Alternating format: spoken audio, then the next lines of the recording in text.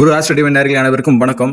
மிதுன ராசிக்கு இந்த வாரத்துக்கான ராசி பலன், அதாவது 26 ஏப்ரல் 2026 ஞாயிற்றுக்கிழமையிலிருந்து 2ஆம் தேதி மே மாதம் 2026 சனிக்கிழமை வரைக்கான மிதுன ராசிக்கு இந்த வாரத்துக்கான சாதக பாதக பலன்கள் எப்படி இருக்குன்றது பார்த்தோமே. ஆனால் சந்திரன் உங்களுடைய ராசி மிதுன ராசியிலிருந்து 3ஆம் இடமான சிம்மத்தில் தைரிய வீரிய ஸ்தானத்தில் ஏப்ரல் 26, 27 இருக்கும். அதுக்கப்புறம் கன்னிராசி 4ஆம் இடமான கன்னிராசிக்கு தாயார் சுகஸ்தானம் வீடு வாகனங்களை குறிக்க ஸ்தானத்தில் ஏப்ரல் 28, 29க்கு டிராவல் பண்ண போகுது. அதுக்கப்புறம் ஏப்ரல் 30, 1ஆம் தேதி 2ஆம் தேதிலாம் பார்த்தா 3ஆம் துலாம் ராசி 5ஆம் வீட்டுக்கு டிராவல் செய்யும். 5ஆம் வீடுன்றது பூர்வ புண்ணிய ஸ்தானம், உங்களுடைய அறிவாற்றலை குறிக்கிற ஸ்தானம், பிள்ளைகளின் கல்வி ஆரோக்கியத்தை பற்றி குறிக்கிற இடம். இப்படி சிம்மம், கன்னி, துலாம் உங்கள் வீட்டிலேருந்து 3ஆம் இடம், 4ஆம் இடம், 5ஆம் இடம், இந்த 3 வீட்டுக்கு இது பண்ணுறதுனால சந்திரனுடைய நகர்வு உங்கள் ராசிநாதன் இருக்கும் இடம், மற்ற கிரகங்களை பார்க்கும் இடம் இருக்க இட பொறுத்து இந்த வாரத்துடைய பலன் சொல்ல வேண்டும் என்றால், இந்த வாரமே உங்களுக்கு ராசியில் ஒரு முக்கியமான திருப்பு முனை கொண்ட வாரமாக தான் இருக்கும். ஏன்னா 10ஆம் வீட்டில் மீனத்தில் புதனும் உங்கள் ராசியில் இருக்க குருவும் பரிவர்த்தனை யோக அடிப்படையில் இருக்குது. இதனால என்னென்னா தொழில் ரீதியாக வேலை ரீதியாக பல சவால்களை சாதனைகளாக மாற்றம் வலிமை உங்களுக்கு கொடுப்பதாக இருக்கும். இது ஏப்ரல் 30 வரைக்கும் தர்ம கர்மாபதி யோகத்திற்கு இணையான பலனை கொடுப்பதாக இருக்கும். இதனால உங்களுடைய சிந்தனையில் ஒரு தெளிவு இருக்கும், செய்யும் செயலில் ஒரு வேகம் இருக்கும். இழந்த உங்களுடைய புகழ் இதை இழந்த செல்வாக்கை மீட்டெடுக்க சரியான தருணமாக இருக்கும். அந்த 10ஆம் இடத்திலேயே புதனுடன் சேர்ந்து செவ்வாயும் சனியும் 2 கிரகமும் இருக்கு தர்ம கர்மா ஸ்தானத்தில். இது என்ன குறிக்கிறதுனா, தொழிலில் நீங்கள் கடுமையான உழைப்பை போட வேண்டியிருக்கும். அப்படி உழைப்பு போட்டால் தான் அதுக்கான பலனும் கிடைக்கும். ஏன்னா சனின்றது உங்களுடைய உழைப்பு அதிகமாக எதிர்பார்ப்பது, நீங்கள் வேகமாக செய்கிற வேலை கூட வெற்றின்றது காலதாமதம் கொண்டு தான் நகரும். இதனால் வெற்றி தள்ளி போகுதுன்றதில் ஒரு விதமான மன அழுத்தமும் உங்களுக்கு வரக்கூடியதான வாய்ப்பு உள்ளது. இருந்தும் சனி ஒரு விதமான திக்பலம் கொண்டு இது அரசு அதிகார பதவிகள் உங்களை தேடி வரதா இருக்கும். கூடவே செவ்வாய் இருக்கிறதுனால ஒருவித போராட்ட குணமையும் உங்களுக்கு கொடுப்பதாக இருக்கும். இப்படி இருக்க சூழலில் ஏப்ரல் 30 வரைக்கும், ஏப்ரல் 30க்கு அப்புறம் புதன் மேஷத்துக்கு இடம் மாறுகின்றது. அதாவது உங்கள் வீட்டில் இருந்து 11ஆம் இடத்துக்கு மேஷத்துக்கு லாபஸ்தானத்துக்கு புதன் மாறுவதனால உங்கள் ராசிநாதன் இது வரைக்கும் தடைப்பட்டு இருந்த காரியங்கள்லாம் மே 1க்கு அப்புறம் 30க்கு அப்புறம் மலமலன்ட்டு வேகம் எடுக்க தோன்றும், வேகம் எடுக்கும், முடியவும் செய்யும். உங்கள் ராசியிலே குரு இருக்கிறதுனால முகத்தில் ஒரு தேஜஸ் இருந்துட்டு இருக்கும். நீங்கள் மற்றவங்ககிட்ட இருந்து ஆலோசனை கேட்பதை விட நீங்கள் ஆலோசனை சொல்கிற நிலையில தான் இருப்பீங்க. சூரியன் உங்கள் 11லேயே உச்சமாக இருக்கிறதுனால அது ஒரு விதமான ஒரு தோரணை, ஒரு அதிகார தோரணை, அதோடு சேர்ந்து ஒரு யுகமும் தலை தூக்கம், அது இல்லைன்னு சொல்ல முடியாது. அதனால போதியம் மட்டும் இதை சூரியனுடைய உச்சம் அதிகமாக இருக்கிறதுனால போதியம் மட்டும் அந்த இதை கம்மி பண்ணிட்டு ஒரு இனிமையை கடைபிடித்து நிதானத்தையும் கடைபிடிப்பது உங்கள் நற்பெயரை ஒரு இனிமே காக்கும். 10ல் சனி செவ்வாய் இருக்கிறதுனால அது ஒரு மாதிரியான லொல்லு பிடிச்ச தனம் தான் அது. அதனால கூடுதல் பொறுப்புகள் அவங்க மேலே சுமத்தப்பட்டதாக இருக்கும். உங்க கூட வேலை செய்கிறவங்ககிட்ட போதிய மட்டும் எந்த விதமான சீக்கிரட்டையும் ஷேர் பண்ணிக்காதீங்க.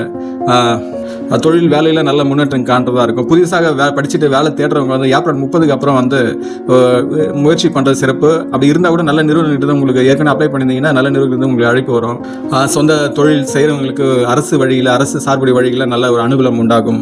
11லேயே சூரியன் உச்சமாக இருக்கிறதுனால பணப்புழக்கமும் இருக்குது. அரசாங்க வரி பழைய பாக்கிகள் இருந்தால் அதை வாங்குவீங்க. நீங்கள் செலுத்துறது இருந்தால் கூட அதை செலுத்துவீங்க. முதலீடுகள் மூலம் அதிகமாக இரட்டிப்பு லாபம் இருக்குது. இதோடு சேர்ந்து 12ல் சுக்கிரன் ஆட்சியில் இருக்கிறதுனால ஆடம்பர செலவுகள் இதெல்லாம் ஆகும். பொழுதுபோக்கான சினிமா போகிறது, பார்க்கு, பீச்சிங் போகிறது, இது உங்களுக்கான சந்தோஷத்தை கொடுக்கறதா இருக்கும். ஆனால் அதோடு சேர்ந்த செலவுகளும் சேர்ந்து நகரும். இது செலவு பண்ணும்போது உங்களுக்குள்ளேயே கவனத்துக்கு உட்பட்டு கட்டுப்படுத்தி செலவு பண்ணுறது சிறப்பாக இருக்கும். கணவன் மனைவி உறவு, காதலன் காதி, நட்பு உறவுலாம் ஒரு விதமான ஏற்கனவே இருந்த கசப்புகள்லாம் நீங்கி ஒரு விதமான கம்ஃபர்டபுள் ஜோனில் தான் இருப்பீங்க. திருமண வயதில் உள்ளவர்களுக்கு வரன் சார்ந்த விஷயங்கள்லாம் பேச்சுவார்த்தைலாம் சுமூகமாக முடியும். அப்படி அந்த திருமண வரன் கூடி வந்ததுன்னா சுப செலவுகளும் ஏற்படும். சுப செலவுகள்லாம் 12ல் சுக்கிரன் இருக்கிறதுனால அது சுப விரயமாக தான் கொண்டு போகும். நீங்கள் சம்மர் டேன்றதுனால சுற்றுலா கூட நீங்கள் ஏற்பாடு பண்ணலாம். சுற்றுலா சார்ந்த விஷயங்களும் குடும்பத்தில் ஒரு மகிழ்ச்சி நிலவரதாக இருக்கும். இது வளர்பிறை காலன்றதுனால உங்களுக்கு எப்பவுமே இந்த மிதுன ராசிக்கு சிறப்புடையதாகவே இருக்கின்றது.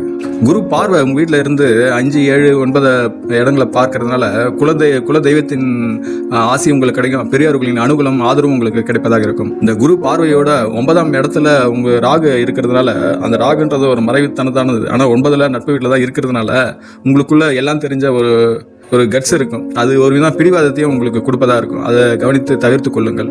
அதை தவிர்த்து கொண்டு தான் உங்கள் வளர்ச்சிக்கு இன்னும் அதிகமாக பூம் பண்ணுறதா இருக்கும். உங்கள் 10ஆம் இடத்துல தொழில் ஸ்தானத்தில் கர்மஸ்தானத்தில் சனியும் செவ்வாயும் இருக்குது. புதன் வந்து நீச்சமாகி 30ஆம் தேதி வரை இருக்கும். அதுக்கப்புறம் வந்து நகர்ந்தாலும் அந்த 10ஆம் இடம் எப்பவுமே வந்து ஒரு விதமான ஒரு மோதல் போக்கு கொண்ட இதாக தான் இருக்கும்.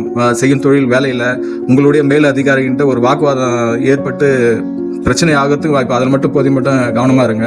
ஏன்னா நீ என்னதான் நீ கஷ்டப்பட்டு உழைச்சி திறமையை உங்களுடைய யோசனை எல்லாம் இது பண்ண விட உங்களுக்கான அங்கீகாரம் வந்து உடனே கிடைக்காது.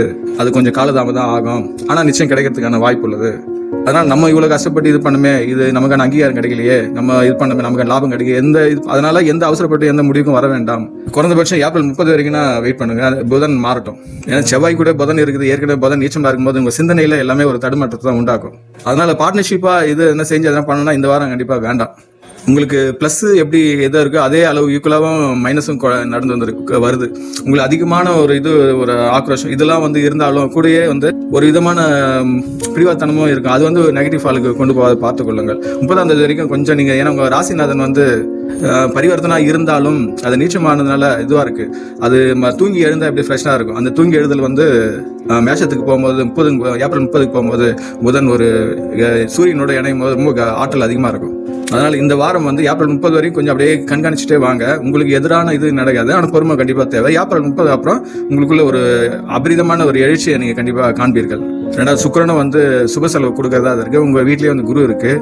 புதனே வந்து எல்லா கிரகங்களுக்கும் ஒரு நட்பு ஒரு நியூட்ரலாக போகிறது தான். செவ்வாய்க்கு தான் அதுக்கு பிடிக்காது. மற்றபடி எல்லாருக்கும் சனிக்கும் பிடிக்கும். குரு கூட பாதி பிடிக்கும்.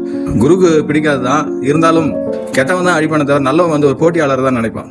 அதனால குரு இருக்கிற இடத்த விட பார்க்குற பார்வை, குரு பார்த்தால் கோடி நன்மைன்ற போது குரு உங்கள் வீட்டு 5ஆம் வீட்டு 7, 9 பார்க்கறதுனால அது இருந்து சில இதெல்லாம் வந்து கொடுக்குற இது. ஏன்னா ரெண்டாவது வந்து பரிவர்த்தனை இருக்கிறதுனால குருனால உங்களுக்கு பெருசான பாதிப்பு கிடையாது. நல்ல யோக நிலையில் இந்த வாரம் உங்களுக்கு சிறப்பான வாரமாக தான் இருக்கும். அது உங்களை நீங்கள் தேர்ந்தெடுத்து நீங்கள் எப்படி அதை அணுகிறீங்கன்ற பொறுத்து தான் உங்களுக்கு சிறப்பாக அமையும். இந்த வாரத்துக்கான அதிர்ஷ்ட எண்கள்லாம் எதுன்னா 5, 3, 8.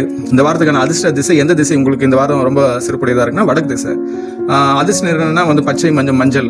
இந்த கலரில் வந்து ட்ரெஸ் போடலாம். இல்லை இந்த வண்ணத்தில் வந்து ட்ரெஸ் இருக்கிற மாதிரி எதனா ஷேடு இருந்தால் போட்டுக்கலாம். இதனால் உங்களுக்கு ஏற்படுற அந்த நெகட்டிவான எதிர்மறையான இதை வந்து கொஞ்சம் தாக்கத்தை வந்து குறைக்கும்.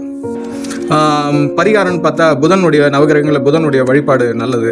பெருமாள் கோயிலுக்கு சென்று வந்து துளசியில் வந்து அர்ச்சனை செய்து வழிபடலாம். வியாழக்கிழமைனா தட்சிணாமூர்த்தி குருபவன் போயிட்டு மஞ்சள் நிற மலர்கள் இருக்கும், அதை வந்து போட்டு வழிபடலாம். கொண்டைக்கடலை மாலை சாப்பிடலாம். ஏன்னா புதன் வந்து நீச்சமாயிருது 30க்கு அப்புறம் வரதுனால உங்கள் ராசியை வந்து புதன் அதிபதியாக இருக்கிறதுனால மாணவர்களுக்கு கல்வி செலவுக்கு எதனா ஒன்று வாங்கி கொடுக்கலாம். நோட்டு புத்தகம், பேனா எதனா வாங்கி கொடுக்கலாம். இதெல்லாம் பண்ணிங்கன்னா அந்த 10ல் இருக்க அந்த கிரக தோஷத்தை வந்து ஓரளவுக்கு மட்டுப்படுத்தும். நியூட்ரலாக இதை மட்டுப்படுத்தி நேர்மறையான ஆற்றலை, பாசிட்டிவ் எனர்ஜி அதிகப்படுத்தினால இன்னும் அதிகமான உங்களுக்கு ஆற்றல் அதிகமாக கொடுப்பதாக இருக்கும். நன்மையே நடக்கும். அதனால் மிதுன ராசிக்காரன தாங்கள் வந்து இந்த வாரத்தில் அனைத்து வித வளங்களும் பெற்று சிறப்புடன் வாழ எல்லாம் வல்ல அந்த இறைசக்தியை நான் பிரார்த்திக்கின்றேன். இக்காணொலி வந்து உங்கள் நட்பு வட்டத்தில் காணொலி பகிர்ந்து கொள்ளுங்கள். தாங்களும் தங்கள் அன்பு குடும்பம் வாழ்க வளமுடன். சப்ஸ்கிரைப் செய்யவில்லை சப்ஸ்கிரைப் செய்து கொள்ளுங்கள். நன்றி.